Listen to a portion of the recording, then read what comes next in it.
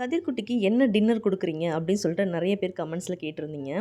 So அவனுக்கு பார்த்தீங்கன்னா, இப்போ 10th மந்த் ரன்னிங் முடிய போது. மோஸ்ட்லி பார்த்தீங்கன்னா, அவனுக்கு நான் டின்னர் வந்து இட்லி குடுப்பேன். அப்புறம் பார்த்தீங்கன்னா, செவ்வாழை இல்ல வேற வாழைப்பழம், உப்மா இதெல்லாம் இப்போ குடுத்துட்ருக்கேங்க. அவன் டின்னர் வந்து ஒரு 6:30 to 7க்குள்ள சாப்ட்டுருவான். 7:30க்குள்ள தூங்கிடுவான் நைட்டு. ஸோ இதுதான் இப்போதைக்கு நான் குடுத்துட்ருக்கேங்க.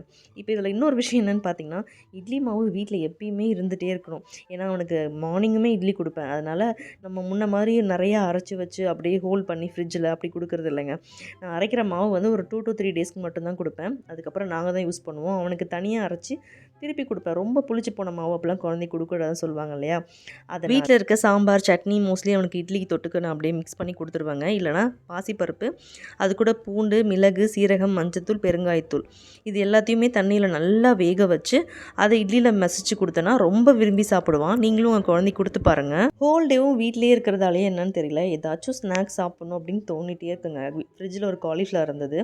பக்கோடா போடலான்னு முன்னாடி நாள் எடுத்து வச்சா, அதில பயங்கரமா புழு இருந்ததுங்க. பயந்துட்டு அப்புறம் ஹஸ்பண்ட் தான் க்ளீன் பண்ணி தர சொன்னேன். நெக்ஸ்ட் டே அத வந்து பக்கோடா போட்டு சாப்பிட்டேன்.